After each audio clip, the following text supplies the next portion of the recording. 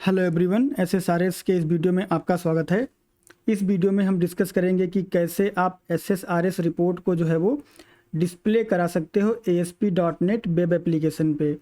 तो ये जो है बहुत कॉमन रिक्वायरमेंट होती है जहाँ पे आपको अपनी एसएसआरएस रिपोर्ट को जो है वो इंटीग्रेट करना होता है या एम्बेड करना होता है ASP.NET एप्लीकेशन में। और ये करना क्यों होता है? ये करना इसलिए होता है कि इससे आपकी जो एसएसआरएस रिपोर्ट है उसको सर्व करना जो है वो ईजी हो जाता है। कस्टमर को वो रिपोर्ट जो है वो आपको देना ईजी हो जाता है, उसको वो रिपोर्ट पहुंचाना ईजी हो जाता है कि जब आप एप्लीकेशन होस्ट करते हो तो ये एसएसआरएस रिपोर्ट जो है उसमें ही आप इंटीग्रेट करते हो, उसमें पेज में एम्बेड कर देते हो। तो जो कस्टमर या कंज्यूमर आपका वेब एप्लीकेशन यूज़ करता है उसको उसी एप्लीकेशन पे एक वेब पेज पे जो है वो रिपोर्ट मिल जाती है और वो रिपोर्ट देख लेता है। तो इस वजह से जो है हम इस रिपोर्ट को एसएसआरएस रिपोर्ट को जो है वेब एप्लीकेशन पे एम्बेड करते हैं। तो ये बहुत ही कॉमन रिक्वायरमेंट है और इसको जो है अचीव करने के लिए हमें कुछ चीज़ें जो है वो समझ लेनी होती हैं। तो उनको हम समझ लेते हैं। इससे जो हमारा रिपोर्ट इंटीग्रेशन बहुत ही ईजी हो जाता है, फ्लॉलेस हो जाता है, आपको कोई प्रॉब्लम नहीं होती है। ठीक है, तो वो चीज़ें क्या होती हैं उनको हम लोग समझ लेते हैं। तो सबसे पहले आप ये समझ लो कि एसएसआरएस जो आपका विंडो ऐप हो या फिर आपका जो है वेब ऐप हो, ठीक है, वेब ऐप हो या विंडो ऐप हो, इस पे इसको बोलते हैं क्या है? इस पे इसको बोलते हैं RDLC। ठीक है, तो जो एसएसआरएस आपका टर्म है वो RDLC बन जाता है और RDLC जो है उसको हम लोग बोलते हैं report definition language client side. ये RDLC का फुल फॉर्म होता है। तो जब भी आप एसएसआरएस रिपोर्ट को इंटीग्रेट करते हो ASP.NET वेब एप्लीकेशन पे या विंडो एप्लीकेशन पे, तो आप जो है वो RDLC रिपोर्ट बनाते हो और RDLC को वहाँ पे इंटीग्रेट करते हो। ठीक है, अब होता क्या है कि आपको जो है वो RDLC का सपोर्ट उसमें विजुअल स्टूडियो में लाने के लिए, RDLC का सपोर्ट विजुअल स्टूडियो में लाने के लिए आपको कुछ एक्सटेंशन इंस्टॉल करना पड़ता है। ठीक है, तो वो आपको कहाँ मिलता है? वो आपको मिलता है एक्सटेंशन एंड अपडेट में, जो कि विजुअल स्टूडियो के टूल्स मेनू में होता है। ठीक है, और उसका जो नाम होता है एक्सटेंशन का वो होता है माइक्रोसॉफ्ट RDLC रिपोर्ट डिजाइनर। तो ये जो एक्सटेंशन है वो आपको इंस्टॉल करना होता है। कहाँ से इंस्टॉल करना होता है? एक्सटेंशन एंड अपडेट से। और ये आपको कहाँ मिलता है? ये आपको मिलता है टूल्स मेन्यू में। ठीक है, तो ये अभी मैं आपको जो है वो दिखा दूंगा कि विजुअल स्टूडियो पे कैसे आप इसको इंस्टॉल कर सकते हो। दूसरा होता है आपका रिपोर्ट व्यूअर कंट्रोल। ठीक है, तो रिपोर्ट व्यूअर कंट्रोल किस लिए यूज होता है? रिपोर्ट व्यूअर कंट्रोल जो है वो रिपोर्ट को व्यू करने के लिए यूज होता है, रिपोर्ट को जो है वेब पेज पे दिखाने के लिए यूज होता है। ठीक है, और रिपोर्ट व्यूअर कंट्रोल आप कहाँ से इंस्टॉल कर सकते हो? ये जो है आप NuGet पैकेज से जो है इंस्टॉल कर सकते हो। और एक और चीज़ होती है जो होती है आपका स्क्रिप्ट मैनेजर। ठीक है, स्क्रिप्ट मैनेजर, तो जिस भी पेज पर आप जो है वो RDLC एम्बेड कर रहे हो रिपोर्ट व्यूअर के थ्रू, तो आपको स्क्रिप्ट मैनेजर उस पेज पर जो है वो लगाना होता है। ये स्क्रिप्ट मैनेजर जो है वो आपका रिपोर्ट व्यूअर कंट्रोल है उसको एग्जीक्यूट करने में जो है हेल्प करता है। अगर आप स्क्रिप्ट मैनेजर नहीं लगाते हो तो आपका रिपोर्ट व्यूअर जो है वो प्रॉपरली रन नहीं करता और आपको एरर आती है। ठीक है, तो स्क्रिप्ट मैनेजर, आपका रिपोर्ट व्यूअर कंट्रोल, उसके बाद में आपका जो RDLC रिपोर्ट डिजाइनर, और ये आपने जो है वो देख लिया है, समझ लिया है। ठीक है, तो अब हम लोग क्या करते हैं? अब हम लोग चलते हैं विजुअल स्टूडियो पे और जो हम अचीव करना चाहते हैं उसको हम लोग जो है वो इम्प्लीमेंट करते हैं। ठीक है, तो विजुअल स्टूडियो जो है मैं ओपन कर लेता हूँ। बिल्कुल स्क्रैच से हम लोग जो सब कुछ कवर करेंगे, तो एकदम आराम से आप कंप्लीट वीडियो है देखो, आपको सारी चीज़ें जो है वो एकदम समझ में आ जाएंगी और आपको कोई भी जो है वो चैलेंज नहीं आएगा RDLC को इंटीग्रेट करते हुए आपके वेब पेज पे। तो हम एकदम से नया जो है प्रोजेक्ट बनाएंगे।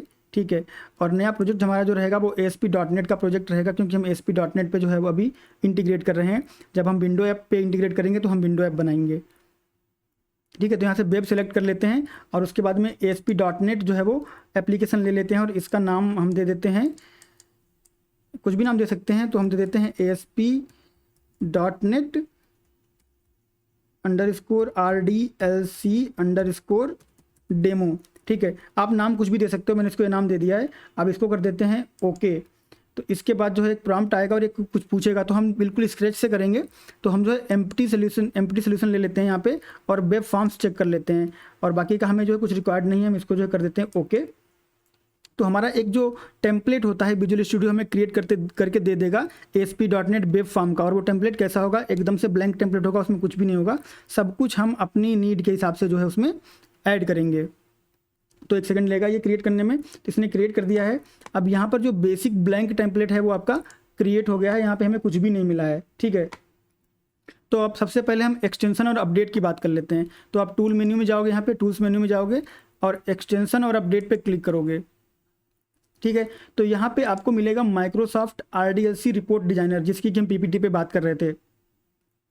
मेरे केस में ये ऑलरेडी इंस्टॉल्ड है, आपको इसको जो है इंस्टॉल करना है। आप यहाँ पे सर्च कर सकते हो और सर्च करके इसको जो है इंस्टॉल कर सकते हो। एक बार जब ये इंस्टॉल हो जाएगा तो आपको कुछ फंक्शनलिटी मिल जाएगी, जैसे कि आप जो है वो RDLC रिपोर्ट बना सकते हो या फिर RDLC रिपोर्ट विजेट के थ्रू रिपोर्ट बना सकते हो, वो भी अभी मैं आपको दिखा दूंगा। तो एक तो ये चीज़ है जो आपको यहाँ पे करनी होती है, ठीक है। दूसरा जो है आपको क्या करना होता है, आपको यहाँ पर प्रॉपर्टीज पे क्लिक करना है, आपको रेफरेंसेस पे क्लिक करना है, प्रॉपर्टीज पे नहीं रेफरेंसेस पे क्लिक करना है। राइट क्लिक करके आप मैनेज NuGet पैकेज पे जाओगे, ठीक है। और मैनेज NuGet पैकेज पे जाने के बाद आपको ब्राउज करना है, और ब्राउज करने के बाद में आपको यहाँ पे जो है वो रिपोर्ट व्यूअर सर्च करना है, ठीक है। रिपोर्ट व्यूअर मैंने ऑलरेडी सर्च किया तो सर्च बॉक्स में यहाँ पे आ रहा है, तो आपको रिपोर्ट व्यूअर सर्च करना है। और उसके बाद में जो है आपको ले लेना है यहाँ पे राइट,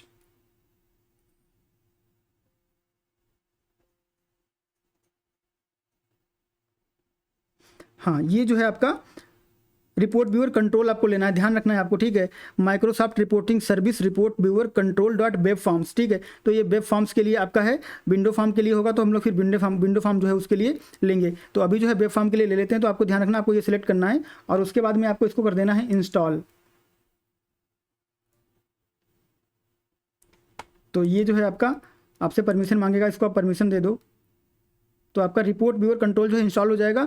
और यहाँ पर कुछ बेसिक जो उसका कैसे आप यूज़ करते हो वो सारी चीज़ें यहाँ पे आ जाती हैं। तो इसमें आप अगर पढ़ना चाहो तो पढ़ सकते हो, बट वैसे मैं सब कुछ कवर करूँगा इस वीडियो में, तो कोई प्रॉब्लम नहीं है। बट स्टिल अगर आप चाहो तो पढ़ सकते हो, दैट इज़ टोटली फाइन, ठीक है। तो अब उसके बाद में हमने जो है अपना यहाँ पे चेक कर लिया, हमारा एक्सटेंशन प्रॉपरली इंस्टॉल था और हमने जो है रिपोर्ट व्यूअर कंट्रोल इंस्टॉल कर लिया है, ठीक है। अब हम क्या करेंगे, अब हमें सबसे पहले एक जो है वो कनेक्शन स्ट्रिंग बनानी है हमें डेटाबेस में कनेक्ट करने के लिए, ठीक है। तो कनेक्शन स्ट्रिंग हम बनाते हैं वेब कॉन्फ़िग में। तो वेब कॉन्फ़िग जो है ओपन कर लेते हैं और यहाँ पर कॉन्फ़िगरेशन के अंदर आपको एक सेक्शन ऐड कर देना है जिसका कि नाम आपको रखना है कनेक्शन स्ट्रिंग्स, ठीक है। तो जैसे ही आप टाइप करोगे आपको यहाँ पे इंटेलिजेंस आ जाएगा कनेक्शन स्ट्रिंग्स का, ठीक है। और इसमें जो है हमें कनेक्शन ऐड कर देंगे। तो सबसे पहले हम यहाँ पे ऐड लिखेंगे और उसके बाद इसको आपको एक नेम देना होता है, ठीक है। तो इसको हम नाम दे देते हैं DBCS डेटाबेस कनेक्शन स्ट्रिंग, और उसके बाद हमारी एक्चुअल कनेक्शन स्ट्रिंग क्या है वो लिख देते हैं। तो सबसे पहले आपको यहाँ पे जो है वो डेटा सोर्स लिखना होता है, SOURCE डेटा सोर्स। तो हमारा जो डेटा सोर्स है उसको मैं जो है कॉपी कर लेता हूँ यहाँ से, ठीक है। ये डेटा सोर्स हमारा हो गया, ठीक है। उसके बाद में आपका रहता है इनिशियल कैटलॉग, जो कि आपका जो है वो डेटा बेस होता है। ये डेटा सोर्स का मतलब होता है सर्वर और इनिशियल कैटलॉग का मतलब होता है डेटा बेस, ठीक है। तो ये आपका हो गया इनिशियल कैटलॉग, ठीक है। और इनिशियल कैटलॉग जो हमारा है वो हमारा SSRS DB है। आपका जो है इनिशियल कैटलॉग कुछ भी हो सकता है, कोई भी डेटाबेस जो आप यूज़ कर रहे हो। और उसके बाद में जो है इंटीग्रेटेड सिक्योरिटी हम ट्रू कर दें, क्योंकि हम जो है वो यूज़ कर रहे हैं, हम लोग जो है वो यूज़ कर रहे हैं विंडोज ऑथेंटिकेशन, ठीक है। तो हमारा इंटीग्रेटेड सिक्योरिटी टू रहेगा। और हमारा जो प्रोवाइडर है ये हमारा है system.data.sql क्लाइंट। ये क्या होता है इसको भी हम डिस्कस कर लेंगे, अभी आप जो है इसको बस समझ लो कि आपका जो प्रोवाइडर है वो system.data.sql क्लाइंट है, ठीक है। तो ये हमारी कनेक्शन स्ट्रिंग रेडी हो गई है। अब ये कनेक्शन स्ट्रिंग को जो है हम जब रीड करेंगे तो हम इस नेम को रेफर करेंगे। अब हमारी कनेक्शन स्ट्रिंग यहाँ पे जो है वो फिक्स हो गई है, हमको बार बार जो है कनेक्शन स्ट्रिंग लिखने की ज़रूरत नहीं है। तो इसको सेव कर देते हैं और इस फाइल को कर देते हैं क्लोज, ठीक है। उसके बाद जब हमने कनेक्शन स्ट्रिंग यहाँ पे बना दी है तो इसमें एक फोल्डर बना देते हैं हम, ठीक है। एकदम हम लोग जो है वो प्रॉपर स्ट्रक्चर फॉलो कर रहे हैं। तो एक फोल्डर बना देते हैं और इसका फोल्डर का नाम रख देते हैं रिपोर्ट डेटा सेट्स, ठीक है। Report data set. और एक और फोल्डर जो है वो बना देते हैं, उस फोल्डर का नाम रख देते हैं रिपोर्ट्स, ठीक है। इस फोल्डर का नाम जो है वो रख देते हैं रिपोर्ट्स। तो दो फोल्डर बनाए हमने, रिपोर्ट डेटा सेट्स और दूसरा बना दिया हमने रिपोर्ट्स का। इसका जो स्पेस है मैं हटा देता हूँ यहाँ से, ठीक है। वैसे स्पेस एक्सेप्ट कर लेता है, बट मैं जो है स्पेस या रखता नहीं, उसमें हमेशा अंडरस्कोर या फिर कुछ लगा देता हूँ। तो अब यहाँ पे हम लोग जो डेटा सोर्स ऐड करेंगे, ठीक है। तो डेटा सोर्स ऐड करने के लिए आपको क्या करना है, न्यू आइटम पे क्लिक कर देना है, ठीक। और उसके बाद में आपको डेटा पे जाना है और यहाँ से आपको डेटा सेट ऐड करना है, ठीक है। और इस डेटा सेट का जो नाम है वो हम रख देंगे एम्प्लॉयज़, ठीक है। आप इसका कुछ भी नाम रख सकते हो, हम रखते हैं एम्प्लॉयज़ क्योंकि हम एम्प्लॉय वाला जो डेटा है वो रखने वाले हैं। तो एम्प्लॉयज़ का हमने इसका नाम रख दिया है, ठीक है। और ये इसको मैं कर देता हूँ यहाँ पे ऐड, ठीक है। तो अब ये ऐड हो गया है, ठीक है। अब इसमें हमें क्या करना है, इसमें हमें जो है अपना सर्वर और जो हमारा टेबल वगैरह है वो डिफाइन करना, तो वो कैसे करते हैं, तो उसके लिए आप यहाँ पे सर्वर एक्सप्लोरर पे क्लिक कर दोगे तो आपका सर्वर एक्सप्लोरर जो है ओपन हो जाएगा। और यहाँ पर जो हमारा डेटा सर्वर है और जो डेटाबेस है वो दोनों ऑलरेडी यहाँ पे हैं। तो मैं इनको जो है कनेक्ट कर देता हूँ। तो मैं यहाँ पे रिफ्रेश कर दूंगा तो ये जो है कनेक्ट हो जाएगा, ठीक है। और उसके बाद में आप यहाँ पे टेबल्स वगैरह जो है वो चेक कर सकते हो। अगर आपका यहाँ पे ये नहीं दिख रहा है तो आप यहाँ पे कनेक्शन जो है बना सकते हो। आपको न्यू कनेक्शन बनाने का विजेट मिल जाएगा, सर्वर नेम डाल दो, उसके बाद टेस्ट कनेक्शन कर लो, ऐड कर लो, आपका ऐड हो जाएगा। मेरे में ऑलरेडी एडेड है तो वो एडेड दिखा रहा है, ठीक है। यहाँ से आप जो है वो चीज़ें देख सकते हो। अब उसके बाद में आपको यहाँ पे क्या करना है, यहाँ पे आप राइट क्लिक करो और ऐड करो। ऐड क्या करोगे आप, टेबल ऐड करोगे, ठीक है। तो यहाँ पे आपकी जो है वो टेबल आ गई। अब इस टेबल का नाम अगर आप डेटा टेबल बन रखो तब भी कोई प्रॉब्लम नहीं है, और इसका नाम अगर आप चेंज कर दो तब भी कोई प्रॉब्लम नहीं है, ठीक है। तो हम इसका नाम डेटा टेबल जो है बन रखते हैं, या फिर चलो चेंज कर लेते हैं, कोई प्रॉब्लम इसमें नहीं है। इसको ईएमपी कर दिया मैंने, ठीक है, ईएमपी कर दिया, एम्प्लॉय कर दो, कुछ भी कर दो। अब देखो इसमें हम लेने वाले हैं एम्प्लॉय टेबल, ठीक है। तो एम्प्लॉय टेबल हमारे पास कितने कॉलम हैं, हमारे पास 1 2 3 4 5 6 7 8 9, ठीक, 9 कॉलम है। तो हमें क्या करना है, यहाँ पे कॉलम ऐड करना, तो ऐड कर देते हैं। और ऐड करने के लिए जो शॉर्टकट है वो कंट्रोल के है, ठीक है। तो एक कॉलम हमने ऐड कर दिया और उसके बाद में कंट्रोल के करके जो है मैं यहाँ पे 9 कॉलम ऐड कर दूंगा। 10 ऐड हो गए, कोई नहीं, एक डिलीट कर दूंगा मैं यहाँ से। जल्दबाजी में ऐसा हो जाता है कि एक एक्स्ट्रा निकल जाता है, ठीक है। तो इसको कर देता हूँ मैं डिलीट। अब इनको जो है आपको बस रीनेम करना पड़ेगा, ये है आपको यहाँ पे करना। तो इसको जो रीनेम करना है वो आपको एग्जैक्ट मैच होना चाहिए आपके डीबी कॉलम से, ठीक है। उसके बाद में लास्ट अंदर इसको नेम, उसके बाद में आपका ईमेल, उसके बाद में जेंडर, और उसके बाद में आपका सिटी, और उसके बाद में कंट्री और इज एक्टिव। ये आप ध्यान रखें कि आपका जो कॉलम है वो मैच होना चाहिए। डिपार्टमेंट आईडी, ठीक है। तो ये हमारा जो है यहाँ पे टेबल बन गया है और हमने इसमें जो है सब कुछ कर लिया। अब इसको जो है हम क्या करते हैं, सेव कर देते हैं यहाँ से और इसको कर देते हैं क्लोज। तो हमारा डेटा सेट बन गया। अब अगला काम हमें क्या करना है, अगला काम हमें करना है कि रिपोर्ट जो है वो ऐड करना है। और रिपोर्ट आप कहाँ ऐड करोगे, रिपोर्ट ऐड करोगे रिपोर्ट वाले फोल्डर में। तो यहाँ पे हम एक रिपोर्ट ऐड कर देते हैं और उसके लिए आपको जाना है न्यू आइटम में। और न्यू आइटम में आने के बाद जब आप यहाँ पे C# पे क्लिक करोगे तो आपको यहाँ पे जो है 2 ऑप्शन मिलते हैं, एक रिपोर्ट का मिलता है, एक रिपोर्ट विजार्ड का मिलता है, ठीक है।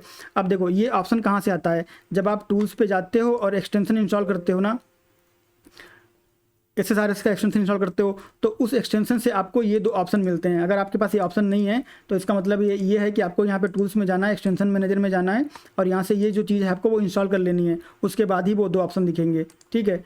तो हम लोग जो है फिर से चलते हैं, यहाँ पे राइट क्लिक करते हैं। राइट क्लिक करने के बाद यहाँ पे जो है वो हम लोग कर देते हैं ऐड न्यू आइटम। और यहाँ पे आप जो है विजुअल C# सेलेक्ट करोगे। अगर आप विजुअल बेसिक यूज़ कर रहे हो तो आपके केस में विजुअल बेसिक आएगा। और उसके बाद में जो है हम रिपोर्ट यहाँ पर एक ले लेते हैं और इसका नाम जो है हम रख देते हैं कुछ भी, इसका नाम रख देते हैं एम्प्लॉय डिटेल्स, एम्प्लॉय डिटेल्स, ठीक है। और इसको कर देते हैं ऐड।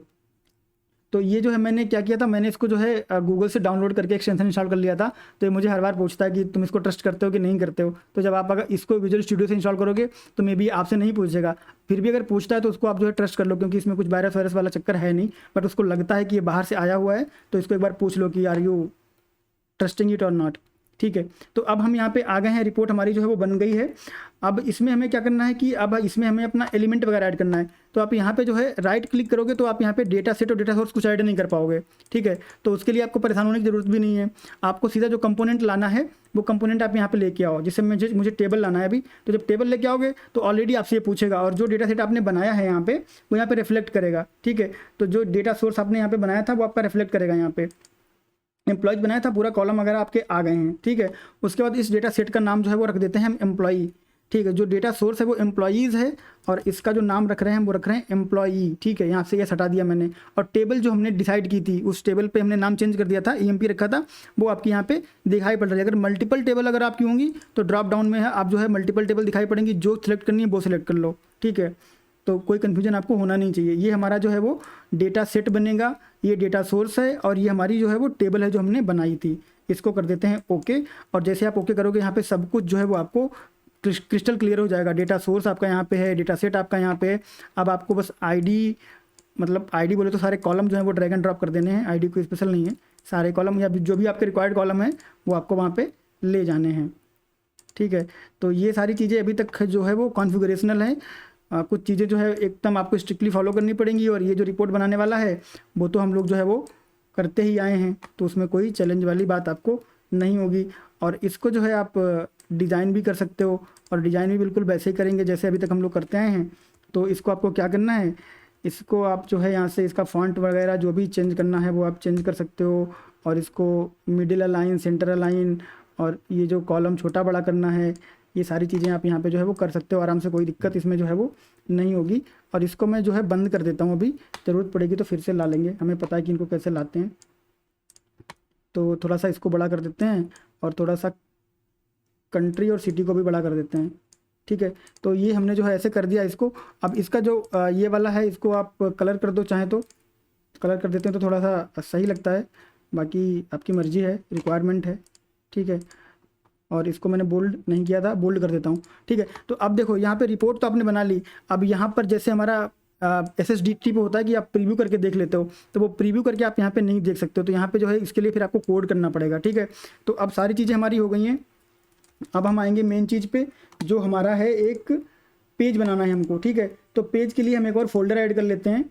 ठीक है, मैं मतलब एकदम से सेपरेशन ऑफ कंसर्न फॉलो कर रहा हूँ, आप जो है सीधा एक में ही बना सकते हो, कोई प्रॉब्लम नहीं है। तो मैंने UI वाला फोल्डर एक ऐड कर दिया है, और इस UI वाले फोल्डर में आपको क्या करना है, एक वेब पेज ऐड कर देना है। न्यू आइटम पे जाके आप यहाँ से जो है वेब पे क्लिक करोगे, और वेब पे क्लिक करने के बाद आपको जो है वो यहाँ पे एक वेब फॉर्म ऐड कर देना है।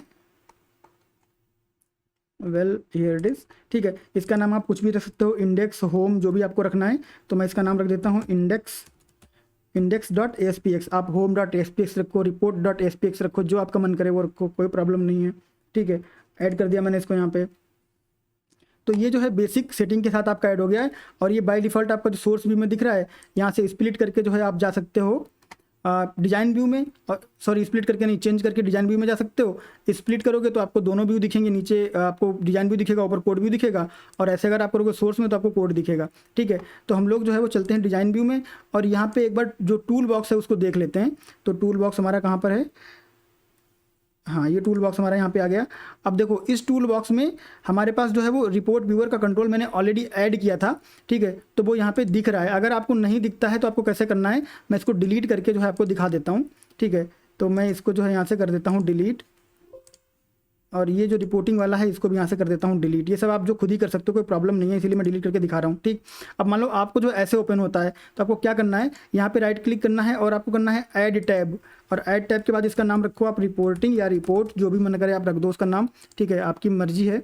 और फिर आप राइट क्लिक करो और उसको बोलो चूज आइटम। ठीक है, तो जब चूज आइटम करोगे तो क्या होगा कि ये जो है आइटम को फाइंड आउट करेगा। अब जो हमें चाहिए वो आपको लिस्ट में नहीं मिलेगा, वो आपको कहाँ मिलेगा, तो इसको मैं 1 मिनट कैंसिल कर देता हूँ। और उसके बाद में हम चलते हैं यहाँ पे राइट क्लिक करेंगे और प्रोजेक्ट फोल्डर में एक्सप्लोरर में जाएंगे।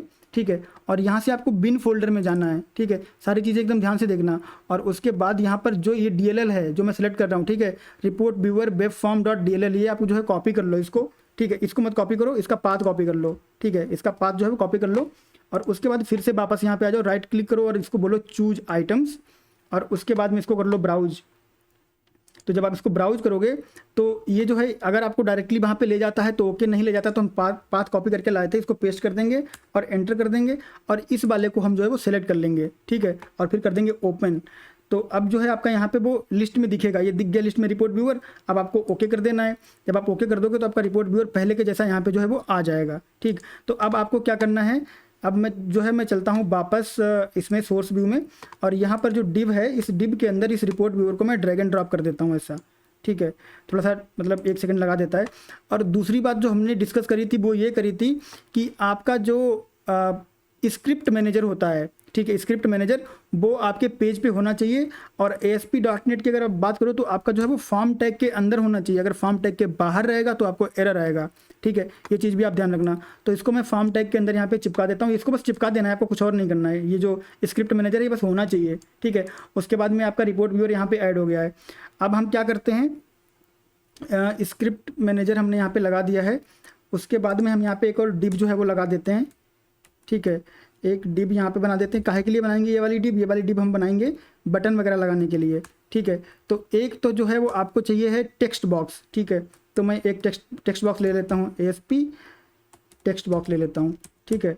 और इस टेक्स्ट बॉक्स को मैं एक ID दे देता हूँ, उस ID का नाम मैं रख देता हूँ TXT कंट्री, ठीक है। तो हम डेटा अपना जो फिल्टर करेंगे वो कंट्री के बेस पे करेंगे, इसलिए मैंने इसको TXT कंट्री दे दिया, ठीक है। और उसी के साथ में मैं यहाँ पे एक BR जो है वो ऐड कर देता हूँ लाइन ब्रेक के लिए। आप डिजाइनिंग जो है वो कर सकते हो अपने हिसाब से, कोई दिक्कत नहीं है, उसमें कोई प्रॉब्लम नहीं होनी चाहिए।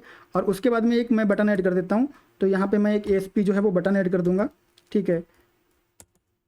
और यहाँ पर बटन को मैं ID देता हूँ BTN लोड रिपोर्ट, ठीक है, या फिर आप शो रिपोर्ट जो करना चाहो वो कर सकते हो। तो ये ID है, ठीक है। और उसके सॉरी ये टेक्स्ट है, तो इसको बोलते हैं लोड रिपोर्ट, ठीक है। और ID हम ऐड कर लेंगे, लोड रिपोर्ट और ID हम यहाँ पे ऐड कर लेंगे, ठीक है।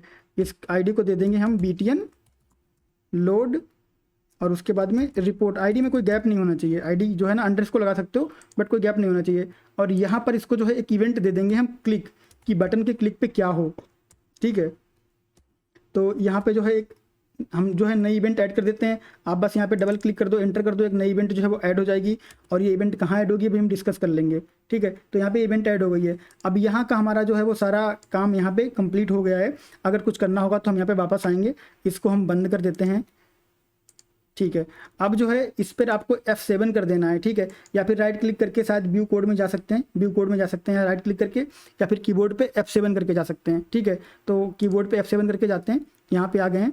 अब देखो क्या करना है आपको, आपका जो है यहाँ पे बटन क्लिक इवेंट बन गया है, ठीक। तो अब बटन की क्लिक पे आपकी रिपोर्ट जो है वो लोड होगी, बटन की क्लिक पे आपकी रिपोर्ट जो है वो लोड होगी। बट रिपोर्ट लोड करने के लिए आपको चाहिए डेटा, ठीक है। तो सबसे पहले हम क्या करते हैं, डेटा पुल करने के लिए एक मेथड बना लेते हैं। आप सारा काम जो है वो कर सकते हो बटन की क्लिक पे ही, बट अलग से मेथड बना लेना जो है वो बेस्ट प्रैक्टिस रहता है। तो हम डेटा पुल करने के लिए एक अलग से मेथड बना लेते हैं। तो हम लोग बना लेंगे प्राइवेट, आप मतलब पब्लिक ही बना सकते हो, बट हमको सेम क्लास में यूज़ करना तो हम प्राइवेट बना रहे हैं। तो इसको कर लेते हैं हम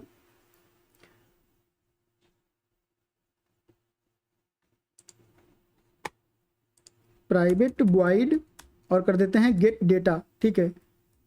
गेट छोटा बड़ा कुछ भी रख सकते हो, कोई प्रॉब्लम नहीं है, ठीक है। गेट डेटा, और ये जो मेथड है आपका वो रेडी हो जाएगा। हमको फटाफट कोड लिखना पड़ेगा। तो देखो डेटा पुल करने के लिए हमें क्या करना पड़ेगा, सबसे पहले हमें जो है वो बनाना पड़ेगा कनेक्शन स्ट्रिंग, ठीक है। तो कनेक्शन स्ट्रिंग हमारी कहाँ वेब कॉन्फ़िग फाइल में है, तो हम जो है उसको रीड करना शुरू करते हैं। तो सबसे पहले आपको जो है वो स्ट्रिंग लाना है यहाँ पे, और उसका नाम जो है वो आप डाल सकते हो कॉन str कर दो, ठीक है, कॉन str। तो ये कनेक्शन स्ट्रिंग के लिए शॉर्ट हो गया। और उसके बाद में जो वेब कॉन्फ़िग फाइल है उससे कनेक्शन स्ट्रिंग रीड करने के लिए हमारे पास एक क्लास होती है बिल्ट इन, उसका नाम होता है कॉन्फ़िगरेशन मैनेजर, ठीक है। तो कॉन्फ़िगरेशन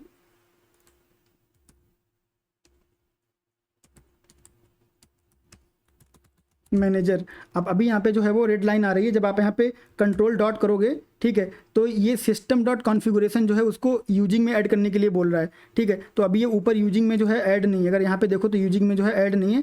और यहाँ से राइट क्लिक करके आप जो है वो बोल सकते हो रिमूव एंड शॉर्ट यूजिंग। तो जितना भी आपका जो यूज में नहीं था वो रिमूव हो गया, ठीक है। तो क्या करना था आपको, रिमूव एंड शॉर्ट यूजिंग्स, ठीक है। तो यहाँ पे जब आप कंट्रोल डॉट करोगे, ठीक है, यहाँ पे जब आप कंट्रोल डॉट करोगे तो आप जो है यहाँ पे ऐसे उस पर क्लिक कर दोगे तो ऊपर ऐड हो जाएगा, और यहाँ से एरर जो है वो आपका चला जाएगा। बट अगर आप इसको पहले ही ऐड कर लोगे तो एरर नहीं आएगा, ठीक। तो जैसे भी करना चाहो आप कर सकते हो, कोई प्रॉब्लम नहीं है। तो configuration manager dot connection string, ये मेथड होता है कनेक्शन स्ट्रिंग्स का। और यहाँ पर जो है आपको ब्रैकेट लगा के डबल कोट में वो नाम पास करना होता है जो हम वहाँ पे लिख के आए, उसके बाद में डॉट कनेक्शन स्ट्रिंग, ठीक है। तो कौन सा नाम पास करना होता है, जो आप यहाँ पे लिख के आए हो, ठीक है, ये वाला DBCS, ठीक है। तो इसको जो है यहाँ से मैं क्लोज कर देता हूँ, बस आपको पता रहे कि मैं कहाँ से क्या उठा रहा हूँ, ठीक है। एकदम ध्यान से इस चीज़ को समझना ताकि आपको जो है कोई मिस्टेक ना हो। तो अब हमें जो कनेक्शन स्ट्रिंग यहाँ पे मिल गई, तो कनेक्शन स्ट्रिंग क्या है, डेटाबेस से लिंक करने का हमारा जो है वो तरीका है कि हम उसको बताएंगे server name, database name, security क्या है, सब कुछ बता देंगे कनेक्शन स्ट्रिंग के माध्यम से, ठीक है। तो कनेक्शन स्ट्रिंग आ गई है। उसके बाद आपको क्वेरी बनानी है। तो डेटा हमको क्या पुल करना है, हमको जो डेटा पुल करना है वो पुल करना है सेलेक्ट स्टार, सॉरी, तो मैं जो है इसको पहले वेरिएबल बना देता हूँ, नहीं तो एरर देता रहेगा मुझे। और इसको मैं नाम दे देता हूँ क्वेरी, ठीक है। आप इसको SQL क्वेरी लिख सकते हो या फिर माई क्वेरी लिख सकते हो, कुछ भी लिख सकते हो, प्रॉब्लम नहीं है, ठीक है। और प्रॉब्लम हो तो आप कमेंट करना, मैं एकदम सॉल्व कर दूंगा उसको। सेलेक्ट स्टार फ्रॉम हमारी टेबल थी एम्प्लॉई, ठीक है। तो टेबल का नाम जो है वो आप ध्यान से रखना, नहीं तो फिर बाद में दिक्कत हो जाती है, ठीक है। तो ये हो गया हमारे टेबल का नाम एम्प्लॉई, और उसके बाद में हम इसमें एक वेयर ऐड करेंगे, वेयर, और वेयर कंट्री जो है ना, क्योंकि अगर आप ये ऐड करना चाहो वेयर तो करो, नहीं तो मत करो, मतलब आपकी मर्जी है।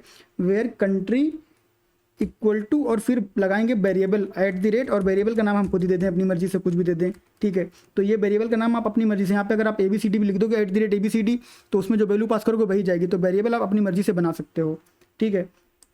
उसके बाद में चलते हैं आगे अगली लाइन पे, ठीक है। तो अब ये जो है आपने स्ट्रिंग में क्वेरी लिख दिया है, अब ये जो है एज ए स्ट्रिंग है, अब इसको आप SQL कमांड कैसे बनाओगे? तो SQL कमांड बनाने के लिए आपके पास एक और क्लास होती है, उसको बोलते हैं SQL कमांड, ठीक है। तो SQL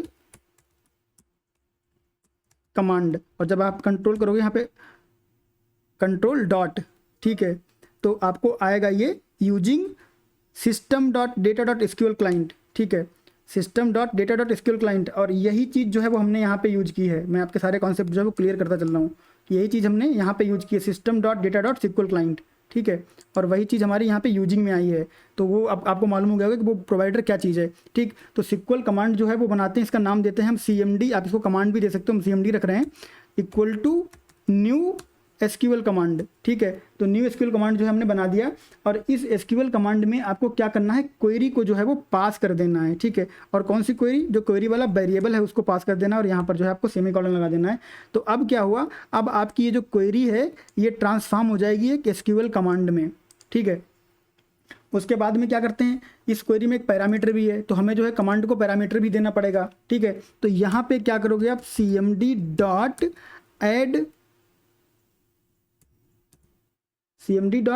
विद वैल्यू, नहीं CMD dot parameter, sorry CMD dot parameters dot add with value, ठीक है। तो हम पैरामीटर भी ऐड करेंगे और उसको वैल्यू भी देंगे। तो पैरामीटर हमारा जो डबल कोट में जाएगा, और उसकी वैल्यू हम यहाँ पे TXT कंट्री डॉट टेक्स्ट, ठीक है। तो क्या होगा कि जो हमारा कंट्री का टेक्स्ट बॉक्स हमारे पेज पे होगा, UI वाले पेज पे होगा, उसमें जो वैल्यू हम देंगे वो वैल्यू इस पैरामीटर में पास हो जाएगी। किस पैरामीटर में? इस पैरामीटर में, ठीक है, यहाँ पे ऐसे पास हो जाएगी। तो ये वैल्यू यहाँ से यहाँ पास होगी और यहाँ से यहाँ पास होगी, ठीक है। तो इस कमांड, ये जो क्वेरी है, ये क्वेरी यहाँ पे कमांड बन जाएगा, और इस कमांड में जो है पैरामीटर यहाँ पे पास हो जाएगा।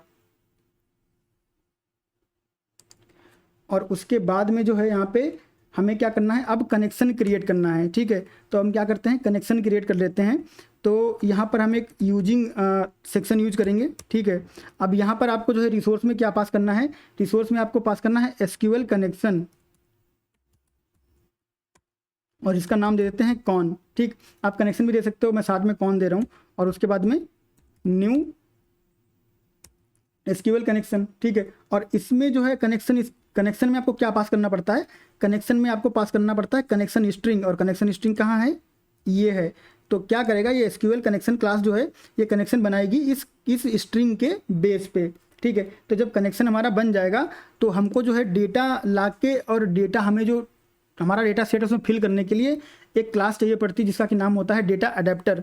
तो एक और यूजिंग जो है हम यहाँ पे लगा देंगे, ठीक है। और यहाँ पर जो हम बनाएंगे SQL डेटा अडेप्टर, ठीक है। तो SQL डेटा अडेप्टर, और इसका नाम जो है आप DA रख लो, SDA रख लो, जो भी आपका मन करे वो रख लो, मैं DA रख देता हूँ, न्यू SQL डेटा अडेप्टर, ठीक है। तो न्यू SQL डेटा अडेप्टर बना दिया हमने। और ये डेटा अडेप्टर क्या करेगा, जो हमारा कमांड है, ठीक है। तो कमांड जो है वो हमारे किस कनेक्शन के अगेंस्ट जो है वो होना चाहिए, तो कमांड को कनेक्शन बताएगा, और कनेक्शन हमारा क्या है, कनेक्शन है हमारा CON, जो हमने कनेक्शन बनाया है कॉन। तो हमारा जो कमांड है यहाँ वाला, ये कमांड कैसे एग्जीक्यूट होगा, ये कमांड एग्जीक्यूट होगा इस कनेक्शन पर, और ये कनेक्शन कहाँ जाता है, हमारे सर्वर और डेटाबेस पर। सारा कॉन्सेप्ट जो है एकदम क्लियर होना चाहिए। और उसके बाद जो है आपका जो SDA जो DA है यहाँ पे, ठीक है। तो उसको क्या करना है, बताना कि कमांड किस तरह का है। तो जो है आपका सेलेक्ट कमांड है, ठीक है। और सेलेक्ट कमांड कहाँ से मिलेगा, वो मिलेगा CMD से, ठीक है। तो इसको हमने बता दिया कि कनेक्शन कहाँ पे है और कमांड टाइप क्या है, तो सारा कुछ हमने इसको दे दिया। अब आपको क्या करना है, इसके अंदर ये सब बताने के बाद आपको जो है वो यहाँ पर आपको डेटा सेट बनाना है, और डेटा सेट जो है उसको फिल करवाना है। तो फिर से हम एक यूजिंग यहाँ पे डालेंगे, ठीक है।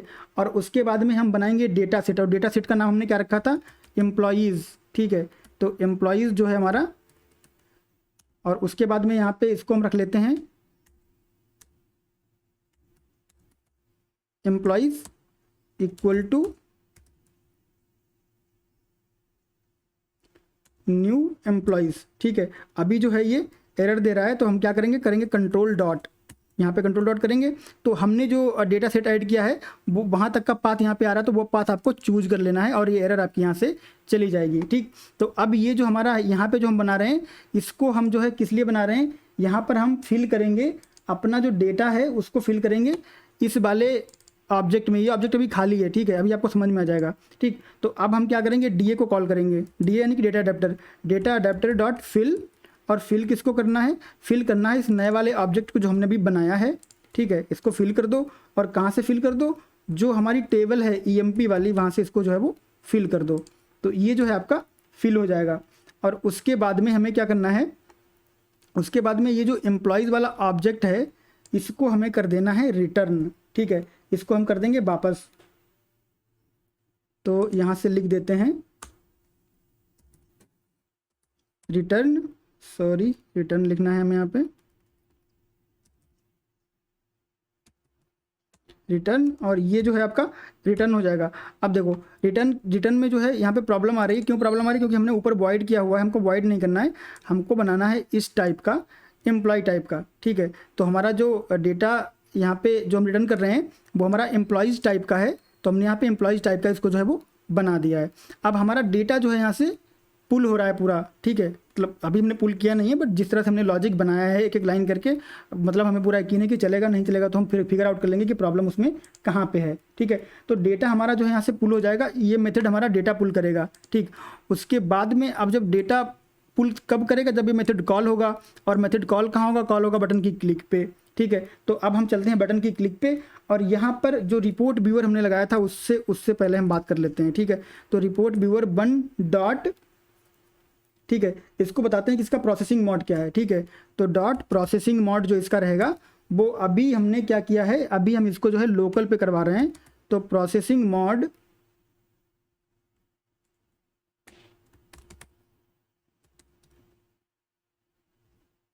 Report viewer 1 dot processing mode, इसको कॉपी कर लेते हैं और इसको जो है यहाँ पे पेस्ट कर देते हैं, प्रोसेसिंग मोड डॉट, और इसमें जो है जब एरर आए तो आपको एक बार जो है वो कंट्रोल डॉट जरूर करना है। ठीक है, तो उसके बाद में आपको जो है ये यहाँ पे नेम स्पेस लेना पड़ेगा। तो ये नेम स्पेस ले लिया हमने, अभी सब कुछ जो है वो आपका सही हो गया। तो डॉट, और फिर आप जो है अभी लोकल कर रहे हैं यहाँ पे हम, तो लोकल करेंगे। लोकल का मतलब क्या है कि जहाँ पे हमारा ये एप्लीकेशन है वहीं पे हमारी जो है ये रिपोर्ट है। तो अगर आप इस एप्लीकेशन को किसी वेब सर्वर पे भी डिप्लॉय करते हो तब भी ये लोकल ही रहेगा। ये जो है रिमोट तब होगा जब आपका एप्लीकेशन कहीं और है और रिपोर्ट कहीं और है। ध्यान रखना, अगर आपका जो रिपोर्ट है वो इसी एप्लीकेशन फोल्डर में है तो ये हमेशा जो है वो लोकल रहेगा, यानी कि इस प्रोजेक्ट में ही आपकी जो रिपोर्ट है तो ये लोकल ही रहेगा। रिमोट का मतलब है कि आपका एप्लीकेशन यहाँ पे है और रिपोर्ट आपकी किसी और डिफरेंट सर्वर पे रन हो रही है, वो इस वाले सोल्यूशन में आपके जो है वो नहीं है। ठीक है, तो इसको हमने बता दिया कि लोकल रन हो रहा है। और उसके बाद में जो है इसका रिपोर्ट का लोकल पाथ इसको बताना पड़ेगा, हमें पाथ बताना पड़ेगा। तो रिपोर्ट व्यूअर 1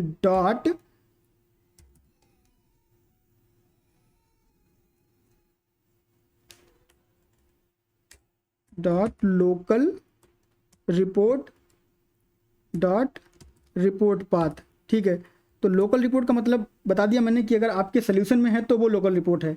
ठीक है, तो इसको हमको क्या इक्वल टू, और फिर हमारे पास एक मेथड होता है सर्वर डॉट मैप पाथ। ठीक है, तो ये क्या करता है कि ये आपका ये जो पाथ है यहाँ पर रिपोर्ट का ये वाला, ये इसको मैप करवाएगा। कैसे मैप करवाएगा मैं भी आपको दिखाता हूँ। ठीक है, सर्वर डॉट मैप पाथ, और उसके बाद में जो है आपको यहाँ पे डबल कोट लगा देना है और इसको जो है बंद कर देना है यहाँ पे। अब देखो आपका जो रिपोर्ट है वो कहाँ पे है, वो आपका जो सोल्यूशन है, उसके बाद में आपका जो प्रोजेक्ट है। ठीक है, प्रोजेक्ट के बाद रिपोर्ट्स है, रिपोर्ट्स के बाद में आपका जो है वो एम्प्लॉय डिटेल्स RDLC ये है। ठीक है, तो इसका जो पाथ आपका बनेगा वो कुछ इस तरह से बनेगा आपका कि हमें लेना है रिपोर्ट्स। ठीक है, रिपोर्ट्स यानी कि ये आपका जो फोल्डर है रिपोर्ट्स, और उसके बाद में आपको जो है लेना है यहाँ पे ये जो पाथ है आपका RDLC सहित आपको जो है वो कॉपी करना है और यहाँ पे जो है इसको आपको पेस्ट कर देना है। ठीक है। और उसके बाद यहाँ पर जो है आपको एक स्लैश लगाना है और फिर आपको यहाँ पे जो है वो टिल्ड का साइन यहाँ पे लगा देना। तो इसका मतलब क्या है कि ये जो पाथ है वो आपका जो रूट फोल्डर है वहाँ से शुरू करेगा, ठीक है, और उसके रेफरेंस में रिपोर्ट्स को देखेगा, ठीक है। रिपोर्ट्स के बाद जो है आपका, अगर आप यहाँ पे देखो तो सीधा रूट है, ठीक है। तो रूट के बाद रिपोर्ट्स, रिपोर्ट्स के बाद में एम्प्लॉय डिटेल्स, तो उसको पाथ जो है वो मिल जाएगा, यही पाथ जो सर्वर पे वो मैप करवाएगा, ठीक।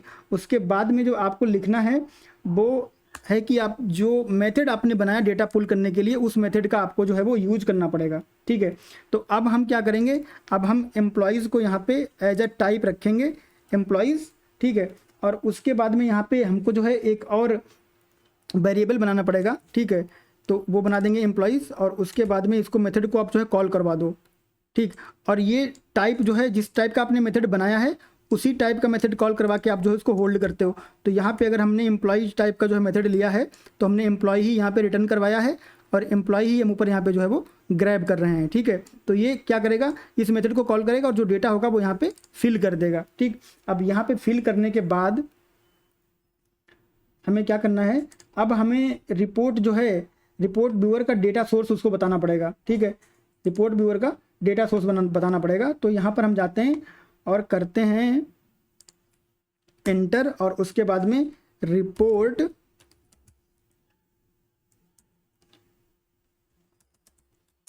डेटा सोर्स, ठीक है, रिपोर्ट डेटा सोर्स, और इसका नाम रखेंगे हम डेटा सोर्स, ठीक है। आप इसका नाम कुछ भी रख सकते हो, वेरिएबल है, ठीक है। तो रिपोर्ट, उसके बाद में न्यू रिपोर्ट डेटा सोर्स, तो ये डेटा सोर्स के लिए हम एक इंस्टेंस क्रिएट कर रहे हैं, ठीक है। तो न्यू रिपोर्ट डेटा सोर्स, और इसमें जो है हमको बताना पड़ेगा कि हमारा डेटा सोर्स जो है वो क्या है, ठीक है। तो अब देखो डेटा सोर्स हमारा जो है वो ये है एम्प्लॉयज़, ठीक। अभी मैं यहाँ पे कॉमा लगा देता हूँ एम्प्लॉयज़, और इसमें जितनी भी टेबल रहती हैं, ये डेटा सेट है तो इसमें जितनी भी आपकी टेबल्स रहती हैं उनको आप टारगेट कर सकते हो। तो हम जो है अभी एक ही टेबल है तो इंडेक्स के हिसाब से टेबल 0 ले रहे हैं, ठीक है। इसमें मल्टीपल जो आपका डेटा सेट है इसमें मल्टीपल डेटा टेबल हो सकती हैं, ठीक है। तो हमने ले लिया। अब यहाँ पर जो आपका वैल्यू जाएगा ये इंपॉर्टेंट है, ठीक है। तो इसको जो समझ लो आप, यहाँ पर इसको मैं कर देता हूँ on.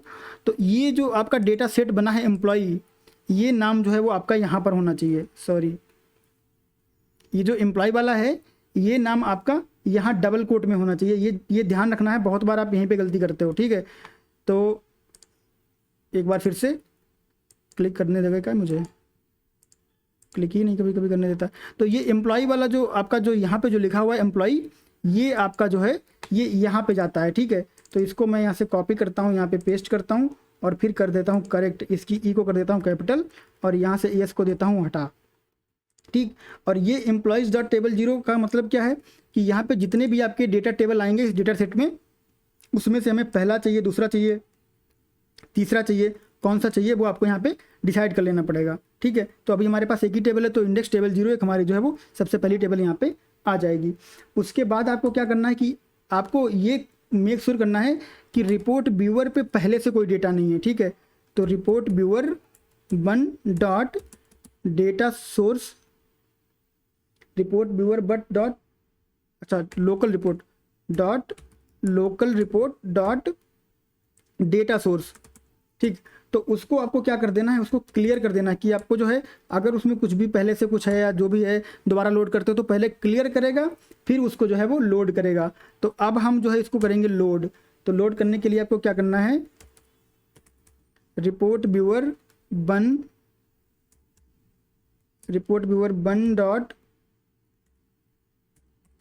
Local report dot data source dot add, और इसमें जो है आपको पास करना है। अब आपको इसमें ये पास करना है, ये ध्यान रखना, ठीक है। ये वाला डेटा सोर्स आपको पास करना है क्योंकि इस वाले डेटा सोर्स में आपकी ये वाली जो टेबल है वो जा रही है, ठीक है। तो यहाँ से जो डेटा आएगा वो आपका यहाँ आ जाएगा इस सोर्स में, और वही सोर्स आपका जो है यहाँ पे पास हो जाएगा, ठीक है। तो अब हमने जो है सब कुछ यहाँ पर अचीव कर लिया है। तो अब हम इसको जो है एक बार कर देते हैं Ctrl+S, सेव कर देते हैं और फिर जो है इसको हम रन करवाते हैं, ठीक है।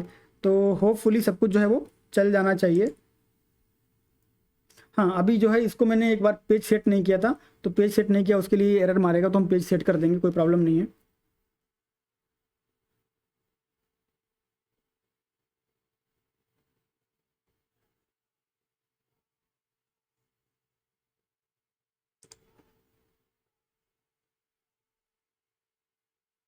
इसको भी बंद कर देते हैं, पेज सेट कर देते हैं कि वो हमें करना ही पड़ेगा। तो यहाँ पे राइट क्लिक करना है और इसको सेट कर देना है, सेट एज स्टार्ट पेज। ठीक है, तो अब हमारा जो स्टार्ट पेज है वो यहीं से खुलेगा, तो हमें कोई चैलेंज जो है वो नहीं रहेगा। और इसको चला देते हैं फिर से एक बार, थोड़ा सा बड़ा कर देते हैं इसे।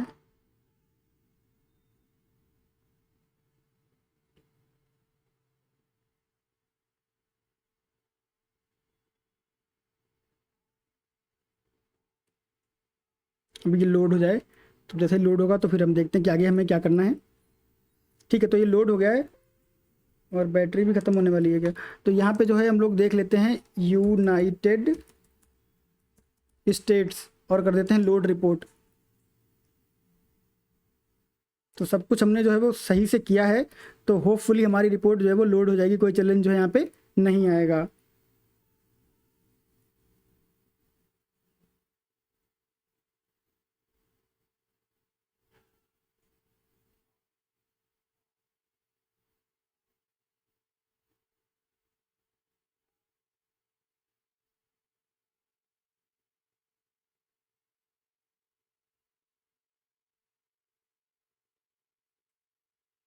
काफ़ी टाइम लगा रहा है ये लोड होने में।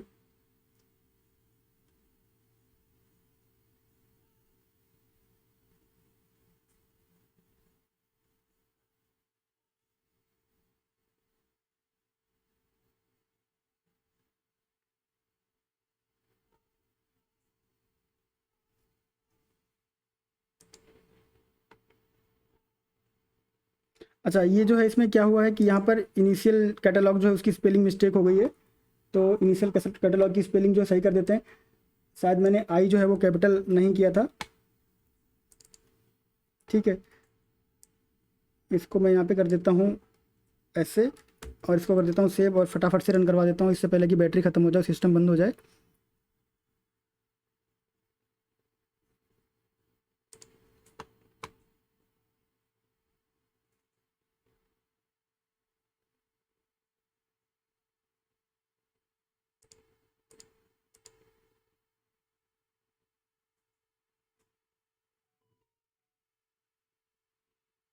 हाँ, तो सब कुछ जो है हमारा सही सलामत हुआ है और रिपोर्ट हमारी जो है वो लोड हो रही है। अब आपको बस क्या करना है, रिपोर्ट व्यूअर का साइज जो है वो बड़ा कर देना है। तो उसको आप बड़ा कर सकते हो आराम से। यहाँ पे आपको जो है वो आना है और इसको जो है आपको बंद कर देना है वेब कॉन्फ़िग को, और जो हमारा SPX फाइल है इसको आपको जाना है डिज़ाइन व्यू में, और इसके बाद जो है रिपोर्ट व्यूअर को आप अपने साइज़ के हिसाब से, अपनी रिक्वायरमेंट के हिसाब से इसका साइज़ जो है बढ़ा सकते हो। और उसके बाद में आप इसको जब रन करवाओगे तो आपको जो है वो अप्रोप्रिएट रिजल्ट मिल जाएगा। ठीक है, तो इस तरह से हमने जो है वो ये देख लिया कि कैसे आप जो है वो स्टेप बाय स्टेप दिखा सकते हो, क्या रिक्वायरमेंट है, सब कुछ हमने जो है इसमें कवर कर लिया है। तो अब आपको कोई चैलेंज नहीं होना चाहिए। अगर आपको कोई चैलेंज है तो आप कमेंट बॉक्स में कमेंट करके पूछ सकते हो, और ये कोड जो है वो मैं प्रोवाइड करवा दूंगा डिस्क्रिप्शन में वीडियो के, तो आपको कोई चैलेंज जो है वो नहीं होगा। ऑल राइट, तो बैटरी खत्म हो इससे पहले हमारा ये वीडियो सक्सेसफुली कंप्लीट होता है। मिलेंगे नेक्स्ट वीडियो में नेक्स्ट टॉपिक के साथ, तब तक के लिए थैंक यू, बाय बाय।